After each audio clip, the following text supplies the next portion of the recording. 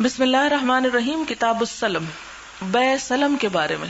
یہاں پر میں تھوڑی سی وضاحت پہلے کر دوں سلم کے لفظ کی، تاکہ آپ کو آئندہ جب میں لفظ سلم ہی بولوں گی تو آپ کے ذہن میں تصور واضح ہونا چاہیے. بیع کا مطلب تو ہوتا ہے تجارت، خرید و فروخت. اور وہ کس طرح؟ مثلاً آپ کسی بھی دکان پر جا کر پیسے دیتے ہیں اور چیز لے کر گھر آ جاتے ہیں. یہ آپ نے کیا کیا؟ خرید و فروخت کی.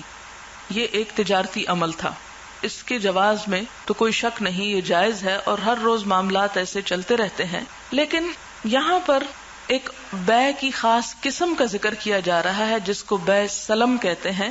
اسے سلف بھی کہا گیا ہے. سلف جس طرح ہم اردو میں بھی کہتے ہیں نا سودا سلف ہے نا، تو وہ سلف بھی اسی سے ہی ہے. وہ بھی سلم ہو یا سلف، یہ بیع کی ایک قسم ہے. اس میں کیا ہوتا ہے؟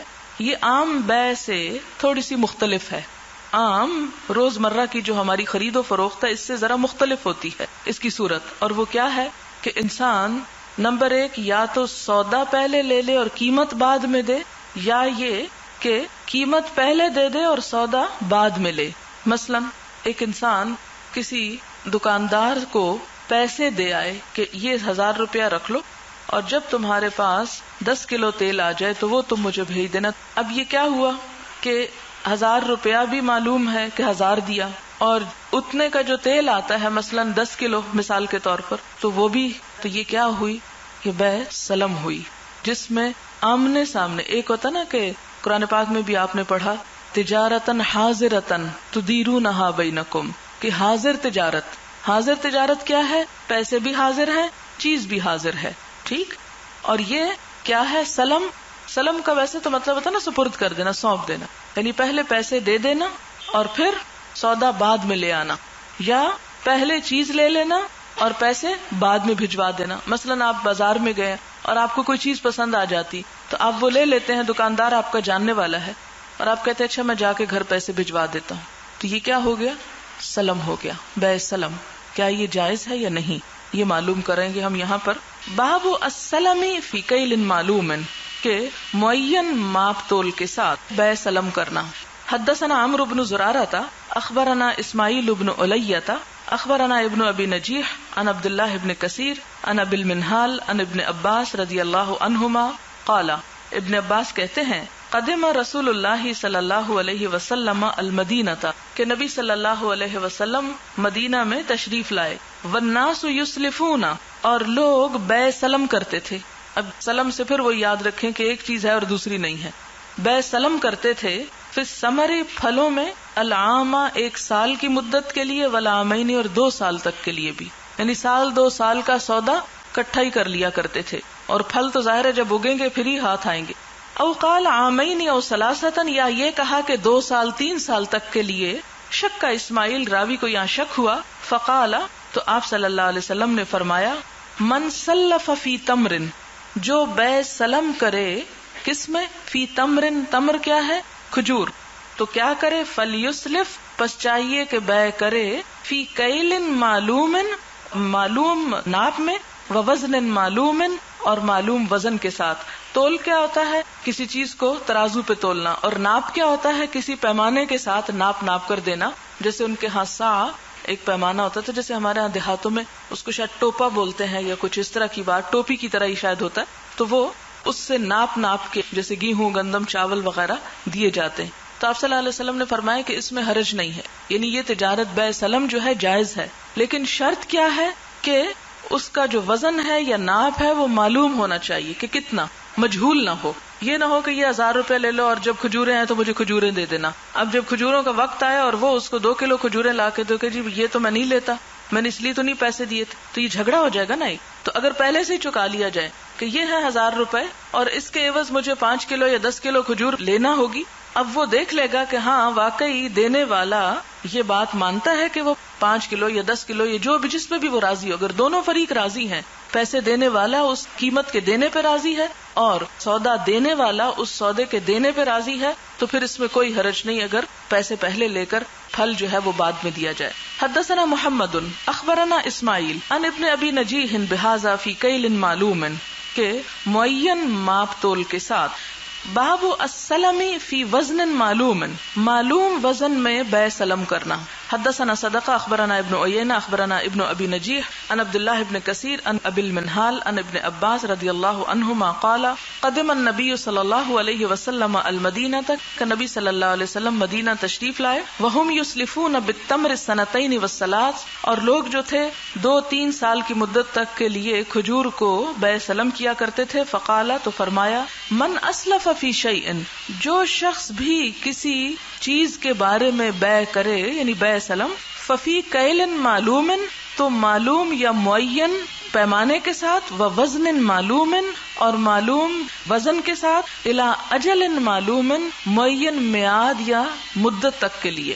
اب پچھلی حدیث میں ایک چیز کا پتہ چلا اور وہ کیا ہے پیمانہ یا وزن کہ وزن معلوم ہونا چاہیے. یہاں کیا پتہ چل رہا ہے کہ مدت بھی معلوم ہونی چاہیے کہ کتنے عرصے تک کے لیے. حدثنا علی حدثنا سفیان قال حدثني ابن نجیح وقال فليسلف في كيل معلوم الى اجل معلوم. حدثنا قتيبة حدثنا سفيان عن ابن ابي نجيح عن عبد الله بن كثير عن ابي المنهال قال سمعت ابن عباس رضي الله عنهما يقول قدم النبي صلى الله عليه وسلم نبی صلی اللہ علیہ وسلم تشریف لائے وقال في كيل معلوم ووزن معلوم الى اجل معلوم. حدثنا ابو الولید حدثنا شعبہ عن ابن ابی المجالد وحدثنا یحییٰ حدثنا وکیع عن شعبہ عن محمد ابن ابی المجالد حدثنا حفص بن عمر حدثنا شعبہ قال اخبرنی محمد او عبد اللہ ابن ابی المجالد قال اختلف عبد اللہ ابن شداد و ابو بردہ فی السلف. عبداللہ بن شداد اور ابو بردہ کے درمیان اختلاف ہوا کس معاملے میں؟ فی السلف بیع سلم کے معاملے میں. فبعثونی تو انہوں نے بھیجا مجھ کو الی ابن ابی اوفا ابن ابی اوفا کے پاس رضی اللہ عنہ. فسألتہ تو میں نے ان سے پوچھا. فقالا تو انہوں نے کہا انا کننا نسلف بے شک ہم بیع سلم کیا کرتے تھے علی عہد رسول اللہ صلی اللہ علیہ وسلم نبی صلی اللہ علیہ وسلم کے زمانے میں و ابی بکر ابو بکر کے زمانے میں و عمر اور حضرت عمر کے زمانے میں فی الحنطۃ والشعیر والزبیب والتمر گیہوں کے معاملے میں جوار زبیب کہتے ہیں منقع و تمر اور کھجور. وسألت ابن ابزہ فقال مثل ذلك اور کہتے ہیں کہ میں نے ابن ابزہ سے بھی پوچھا تو انہوں نے بھی ایسا ہی کہا. یعنی یہ اختلاف کا حل کیا بتایا کہ جو یہ کہتا تھا کہ جائز نہیں اس کو بتا دیا گیا کہ یہ جائز ہے. حضور صلی اللہ علیہ وسلم اور خلفائے راشدین میں سے بھی 2 کے زمانے میں چونکہ اس وقت تک یہ 2 ہی زمانے گزرے ہوں گے ان دونوں کے زمانے میں بھی یہ تجارت کا طریقہ چلتا رہا اور صرف 1-2 چیزوں کے بارے میں نہیں بہت سی چیزوں کے معاملے میں یہ طریقہ جو تھا یہ رائج تھا اور ایسا کرنا جائز اور حلال ہے. باب السلم الی من لیس عنده اصل ایسے شخص سے سلم کرنا جس کے پاس اصل مال ہی نہیں.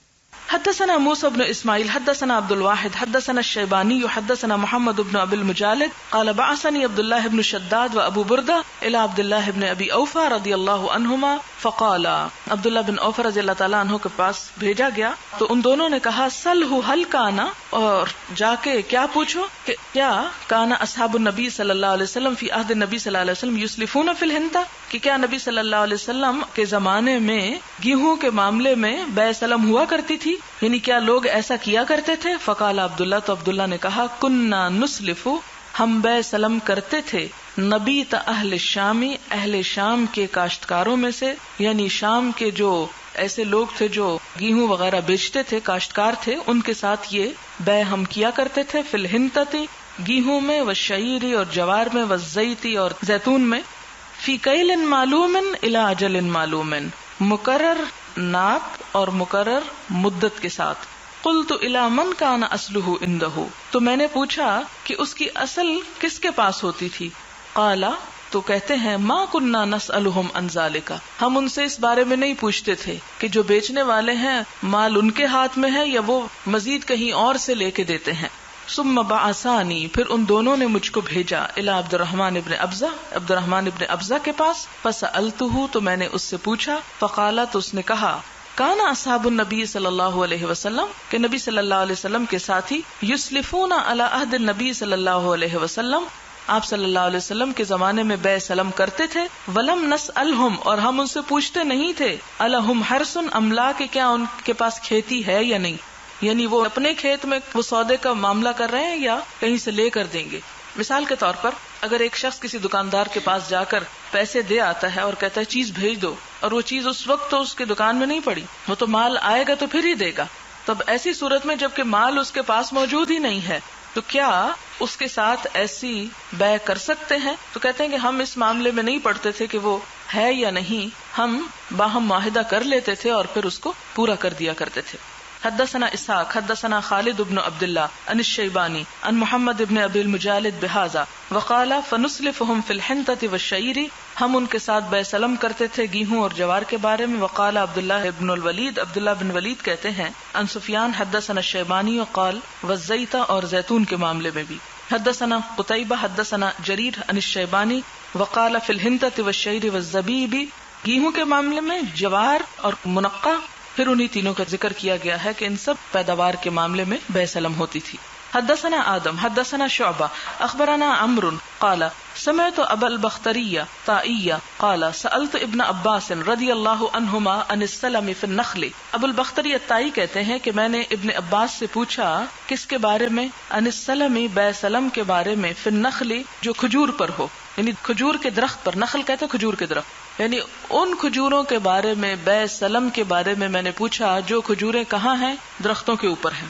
قال نہى النبی صلی اللہ علیہ وسلم، کہتے ہیں کہ نبی صلی اللہ علیہ وسلم نے روکا ہے، منع کیا ہے، ان بیع النخل، کھجور کو درخت پر بیچنے سے، حتی یؤکل منہ، یہاں تک کہ اس سے کھایا جائے، وحتی یوزن، اور یہاں تک کہ وہ وزن کر لی جائے. فقال رجل ما یوزن، تو ایک شخص نے کہا کہ وزن کیے جانے سے کیا مراد ہے؟ فقال له رجل الى جانبه، تو ایک شخص نے جو ان کے پاس ہی تھا اس نے کہا حتی یحرز، یہاں تک کہ اندازہ کرنے کے قابل ہو جائے.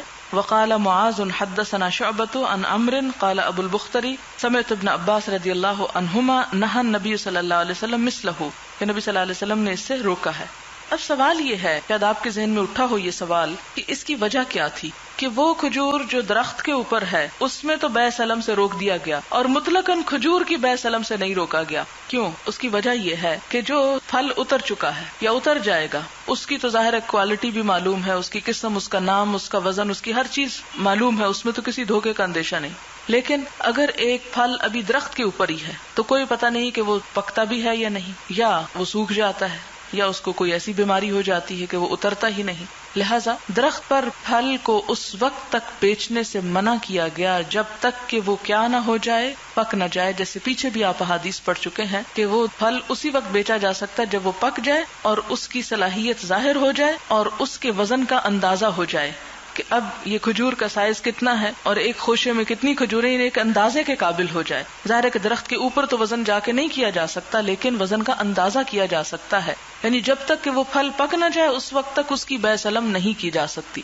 باب السلم فی النخل، درخت پر لگی ہوئی کھجور میں سلم کرنا. حدثنا ابو الولید حدثنا شعبہ عن عمرو عن ابی البختری قال سألت ابن عمر رضی اللہ عنہما عن السلم فی النخل فقال نهی عن بیع النخل حتى يصلح. ابو البختری کہتے ہیں کہ میں نے عبداللہ بن عمر رضی اللہ تعالیٰ عنہ سے پوچھا اس کھجور کے بارے میں، بیع کرنے کے بارے میں کہ جو کھجور کے درخت پر ہی. فقال نهی عن بیع النخل، تو کہا کہ روکا گیا ہے، منع کیا گیا ہے درخت کی کھجور کو بیچنے سے، حتی یصلح، یہاں تک کہ اس کی اصلاح ہو جائے. وعن بیع الورق، اور چاندی کو بیچنے سے منع کیا گیا ہے، نساء، ادھار، بناجز، نقد کے ساتھ، یعنی چاندی کو سونے کے بدلے میں ایک طرف نقد اور ایک طرف ادھار بیچنے سے منع کیا گیا ہے. کیونکہ ہو سکتا ہے کہ جو چیز بدلے میں ہاتھ آئے وہ اس نوعیت کی نہ ہو جو اس کی واقعی قیمت دینے والی ہو، اس لیے ان دو معاملوں سے روکا گیا کیونکہ ان دونوں میں دھوکے کا احتمال ہے. تو آپ دیکھیں گے کہ کتاب البیوع میں ہر اس چیز کی تجارت اور لین دین میں ہر اس بات سے روک دیا گیا کہ جس میں کسی قسم کا کسی بھی فریق کا نقصان ہو، بیچنے والے کا یا خریدنے والے کا، یا اس میں کسی قسم کا دھوکا ہو، کیونکہ یہ تمام چیزیں جو ہیں الٹیمیٹلی تعلقات کے اندر بگاڑ پیدا کرتی ہیں اور معاشرے کے اندر خرابی اور بے چینی پیدا کرتی ہیں. اس لیے اسلام نے ان تمام راستوں کو بھی بند کر دیا کہ جس سے معاشرے کے اندر بگاڑ پھیلے. وسألت ابن عباس عن السلم في النخل فقال نهى النبي صلی اللہ علیہ وسلم عن بیع النخل حتى يؤكل منه، کہ کھجوروں کو درخت پر بیچنے سے منع کیا یہاں تک کہ کھائی جائیں اس میں سے، یعنی لوگ اس میں سے کھانے لگیں، اور يأكل منه، یا اس سے کھا لے، وحتى يوزن، اور یہاں تک کہ وہ وزن کیا جائے ان کا. حدثنا محمد بن بشار حدثنا غندر حدثنا شعبہ عن عمرو عن ابي البختري سألت ابن عمر رضی اللہ عنہما عن السلم في النخل فقال نهى النبي صلی اللہ علیہ وسلم عن بيع الثمر. نبی صلی اللہ علیہ وسلم نے منع فرمایا ہے پھلوں کو بیچنے سے حتی یصلح یہاں تک کہ وہ درست ہو جائیں، پختہ ہو جائیں. ونہا اور آپ نے منع فرمایا عن الورق چاندی سے، بالذهب سونے کے بدلے، نساء ادھار، بناجز نقد کے ساتھ. ناجز نقد کو کہتے ہیں، نون کے ساتھ ملا لیں تو یاد رہے.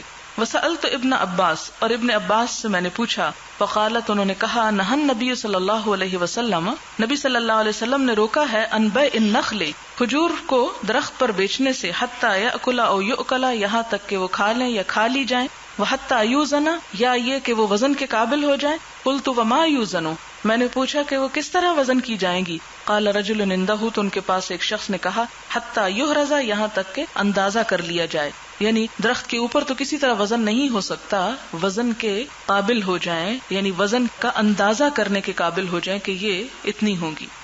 باب الکفیل فی السلم، بیع سلم میں ضمانت دینا. ضمانت کی اس لیے ضرورت ہے کہ مثال کے طور پر اگر کوئی شخص کسی کو پیسے دے رہا ہے اور پھر یہ کہ اس سے سودا لینا ہے تو اس کی کوئی ضمانت ہونی چاہیے، اور اس کی ضمانت لینا جو ہے کہ ایک احتیاط کا پہلو ہے، اور یہ بھی اس تجارت میں بہتری کی صورت پیدا کرتا ہے، اور ایسا ہونا چاہیے. حدثني محمد بن سلام حدثنا يعلى حدثنا الأعمش عن إبراهيم عن الأسود عن عائشة رضي الله عنها قالت اشترى رسول الله صلى الله عليه وسلم طعاما من يهودي. نبی صلی اللہ علیہ وسلم نے ایک یہودی سے غلہ خریدا، بنصیعة ادھار، ورہنہ اور گروی رکھا اس کے پاس، درعن ایک زرہ، لہو جو آپ کی تھی، من حدید لوہے کی، لوہے کی ایک زرہ اس کے پاس گروی رکھ کے آپ نے اس سے ادھار غلہ خریدا. تو یہ جو گروی رکھی گئی ہے چیز، یہ دراصل کیا ہے؟ ایک طرح سے ضمانت ہے. باب الرہن فی السلم، سلم میں گروی رکھنا.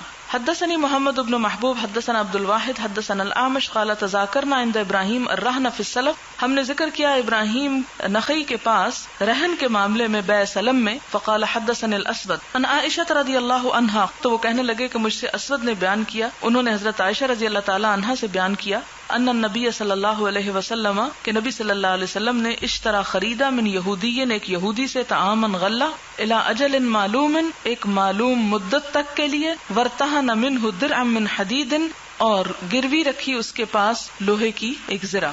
اور قرآن پاک میں بھی آتا نا اذا تداینتم بدین الی اجل مسمى فاکتبوہ، اور اس میں بھی فاکتبوہ بھی ایک ضمانت ہی ہو جاتی نا. باب السلم الی اجل معلوم، بیع سلم ایک مقرر مدت تک کے لیے. وبہ قال ابن عباس وابو سعید والاسود والحسن وقال ابن عمر لا بأس فی الطعام الموصوف. تو ابن عمر کہتے ہیں کہ کوئی حرج نہیں اگر کسی غلے میں اس کی صفت بیان کر دی جائے، بسعر معلوم، معلوم قیمت کے ساتھ. یعنی مثال کے طور پر گندم ہے تو گندم کی بھی کئی قسمیں ہیں، یعنی آپ نے دیکھا ہوگا کہ میکسی پاک اور کئی نمبرز اور کئی اس کے اقسام کے نام ہیں باقاعدہ. جو لوگ گندم کی خرید و فروخت کرتے ہیں وہ بہت اچھی طرح جانتے ہیں. تو اب یہ ہے کہ اب بیع سلم اگر کی جا رہی ہے تو لفظ ایک مجہول سا نہ ہو کہ گندم خریدنا ہے، بلکہ ساتھ ہی کیا مینشن کیا جائے کہ گندم کی کون سی کوالٹی خریدنا ہے. تو اس کے بارے میں کہتے ہیں کہ فی الطعام الموصوف، موصوف جس کا وصف بیان کر دیا جائے، بسعر معلوم، معلوم قیمت کے ساتھ، یعنی فلاں کوالٹی اتنے پیسوں کے عوض، الی اجل معلوم اس وقت تک، یعنی مجھے 6 مہینے کے اندر اندر تم یہ چیز دے دو. کیونکہ ہو سکتا ہے اگر وقت مقرر نہ کیا جائے تو وہ کہے اچھا پیسہ تو آیا ہوا ہے، چلے اگلے سال اس کو بھگتا دیں گے. تو اس طرح خریدنے والا جو ہے وہ نقصان میں ہو سکتا ہے. معلوم یکن ذالک فی زرع، جب تک کہ یہ کسی کھیت میں نہ ہو، لم یبدو صلاحہ کہ جس کی ابھی پختگی ظاہر نہ ہوئی ہو.